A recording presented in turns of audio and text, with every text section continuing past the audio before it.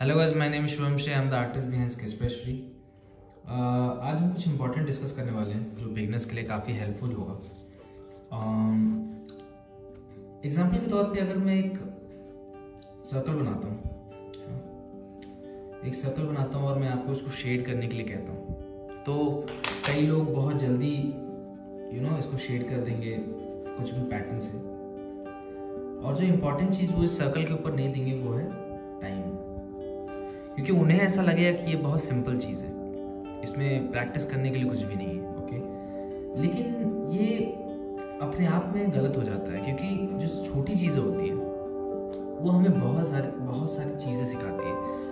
अगर मैं कहूँ कि ये सर्कल में लाइट इधर से आ रही है और मैं अगर इसको शेड करना चाहता हूँ, मैं धीरे धीरे इसको शेड करता हूँ, तो शायद ये सर्कल से और ये स्फीयर से जब मैं इसको शेड कर रहा हूँ, तो शायद जब इसे धीरे धीरे मैं डार्क टू लाइट, जब लाइट के पैटर्न को फॉलो कर रहा हूँ कि कहाँ से लाइट आ रहा है, कहाँ पे शैडो जा रहा है, जब मैं ये करना स्टार्ट करता हूँ तो शायद मुझे ज़्यादा सीखने को मिलता है। एज अ बिगिनर हम क्या करते हैं, हमें बड़ी बड़ी चीज़ें बनानी होती है, हम कार बना रहे हैं, हम कार्टून्स बना रहे हैं, या फिर हम पोर्ट्रेट्स बना रहे हैं, और उसमें हम बेसिक चीज़ें भूल जाते हैं। लेकिन आप कितना भी कुछ कर लो, बेसिक्स हमेशा इंपॉर्टेंट रहेंगी, क्योंकि बेसिक्स के बिना आप कुछ नहीं अच्छा ड्रॉ कर सकते।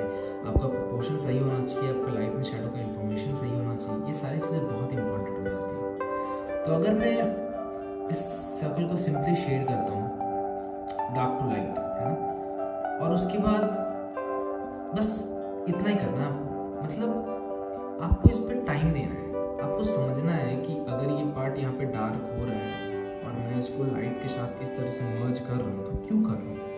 क्योंकि ये एक सर्कुलर सब्जेक्ट है, कॉन्टूर सरफेस है, तो यहाँ पे लाइट आ रही है, किस तरह से बाउंस कर रही है, किस तरह से इस पर पड़ रही है, या फिर सारी चीज़ें।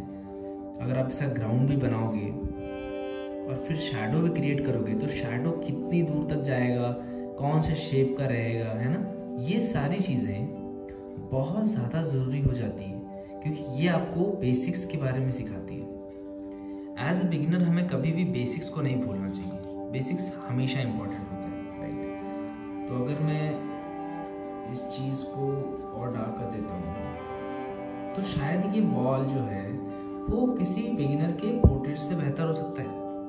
क्यों नहीं हो सकता? शायद हो सकता है, बिकॉज उस पोर्ट्रेट में शायद शैडो इन्फॉर्मेशन ना हो, लाइट इन्फॉर्मेशन ना हो, कुछ ऐसा हो सकता है।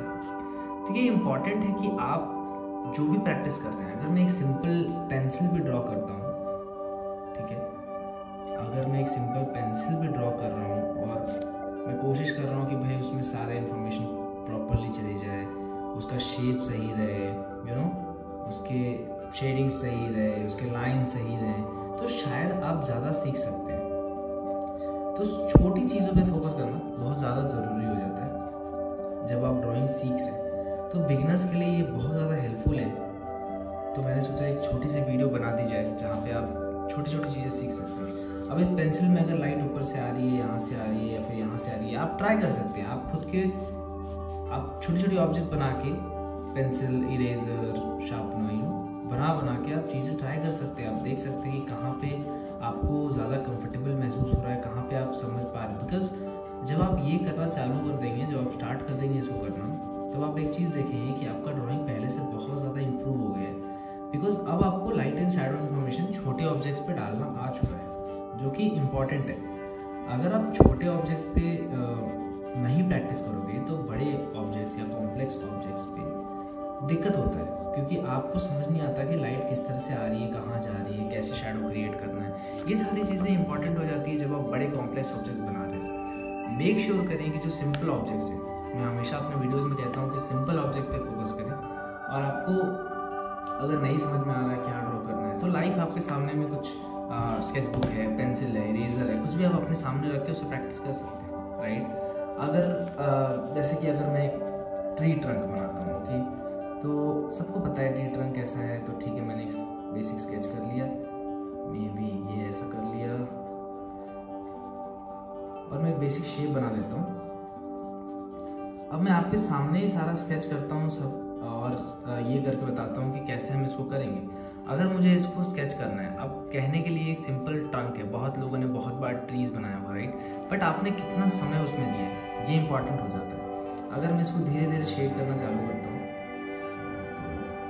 मुझे पता है कि भाई लाइट इस डायरेक्शन से कहीं से आ रही होगी, तो मैं एक साइड डार्क रखना चाहता हूँ, एक साइड लाइट रखना चाहता हूँ। और मैं स्क्रिबलिंग टेक्निक, जो शेडिंग का एक पैटर्न है जहाँ पे आप जल्दी शेडिंग कर सकते हो, स्क्रिबल टेक्निक, या जहाँ पे आप जल्दी कर रहे हो, देख रहे हो आप मैं किस तरह से लाइंस को यूज़ कर रहा हूँ शेडिंग के लिए।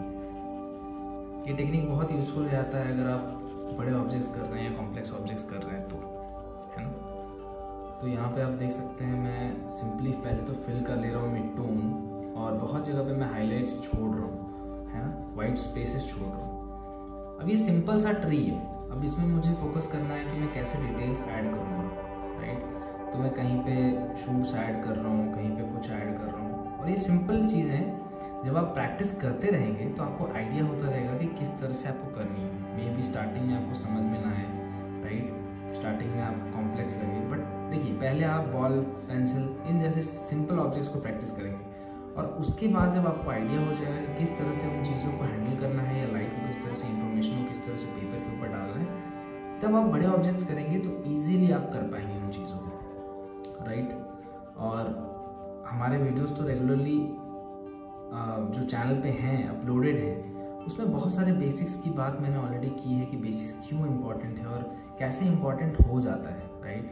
आप बड़े बड़े ऑब्जेक्ट्स हमेशा ड्रॉ कर सकते हैं, बट जो बेसिक्स होता है ना, लोग उसी में गलती कर देते हैं। अगर आपका बेसिक्स वीक है तो फिर बहुत डिफिकल्ट हो जाएगा अगर आप कॉम्प्लेक्स ऑब्जेक्ट बनाना चाहते हो, अगर आप बड़े ऑब्जेक्ट बनाना चाहते हो, कुछ क्रिएट करना चाहते हो, तो हमेशा उसमें प्रॉब्लम तो होती है। तो आप कोशिश ये करें कि ज़्यादा से ज़्यादा समय लें छोटे छोटे ऑब्जेक्ट्स के ऊपर, राइट। छोटे छोटे ऑब्जेक्ट्स पे आप समय लें ताकि आप उसको समझ सकें कि आखिर लाइट जब उस ऑब्जेक्ट पे जा रही है तो उस तरह से क्यों रिएक्ट कर रही है, राइट। हमें ये इम्पोर्टेंटली समझना है कि क्यों ऐसा हो रहा है। अब आप बॉल लेते हो, आप कोई हार्ड सरफेस अगर क्यूबॉइड लेते हो, तो भी क्यों हमें वो साइड्स को डार्क करना है या लाइट करना है, राइट। चैनल पे हमारे बेसिक्स की जो लाइट एंड शैडो का वीडियो है, आप उसको रेफर भी कर सकते हैं। वहाँ पे मैंने और अच्छे तरीके से बताया हुआ है कि किस तरह से आप इन चीज़ों को देख सकते हैं।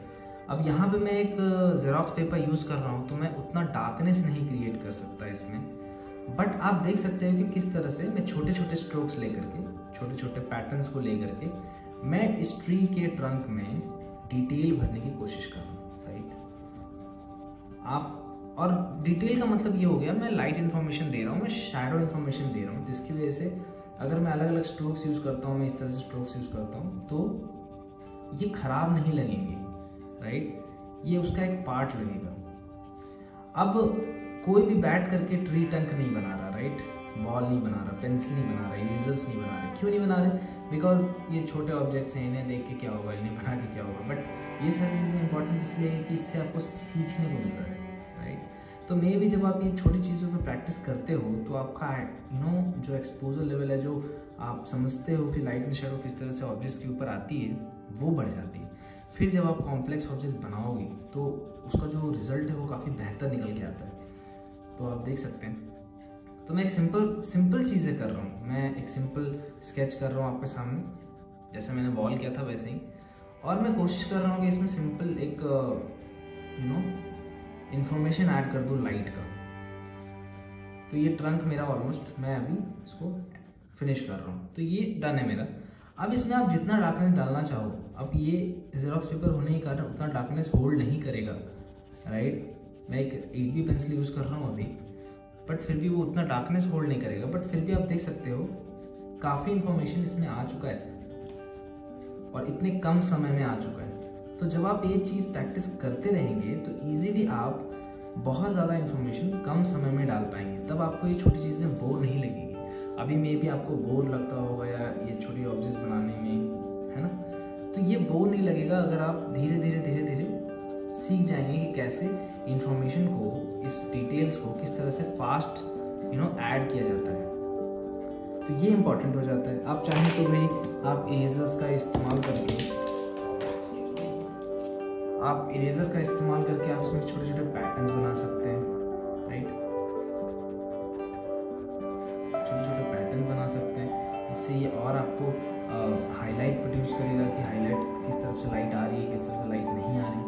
ये आपके ऊपर है, डिपेंड करता है आप कितना टाइम स्पेंड करना चाहते हैं। बट मेरा ये कहना है कि आप टाइम स्पेंड करें, क्योंकि जब आप टाइम स्पेंड करेंगे तो आप बहुत सारी चीज़ें सीखेंगे, क्योंकि इसमें बहुत सारी चीज़ें सीखने वाली है। स्ट्रीट टर्न को बनाते हुए आप बहुत सारी चीज़ें सीख सकते हैं।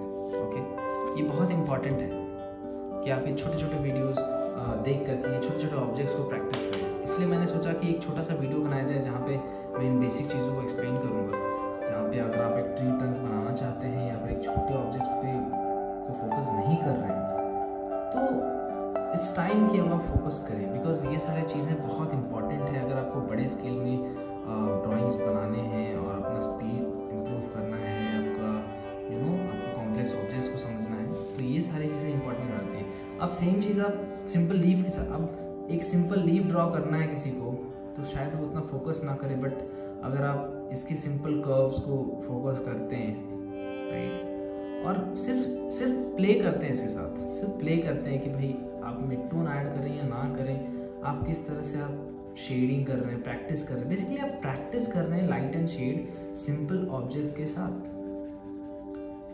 ये एक चीज़ आपको कुछ ना कुछ सिखाती है, कुछ ना कुछ सिखाती है, राइट।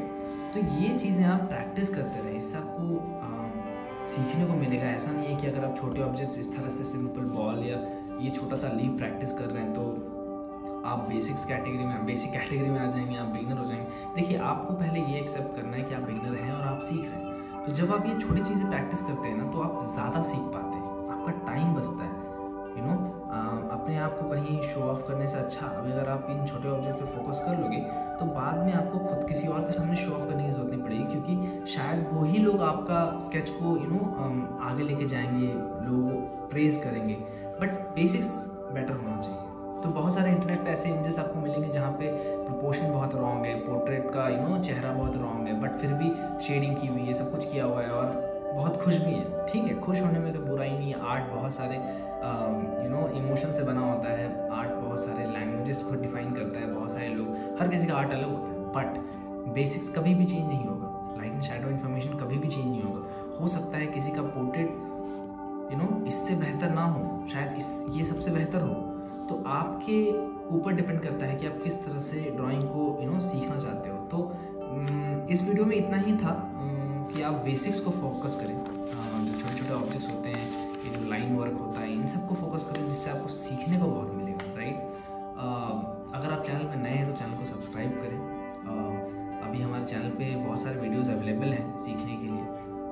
हमारे पास उतने सब्सक्राइबर्स नहीं और उतने व्यूज़ नहीं आते, जिसके लिए मैं कंटिन्यूसली वीडियोस नहीं डाल पाता हूँ।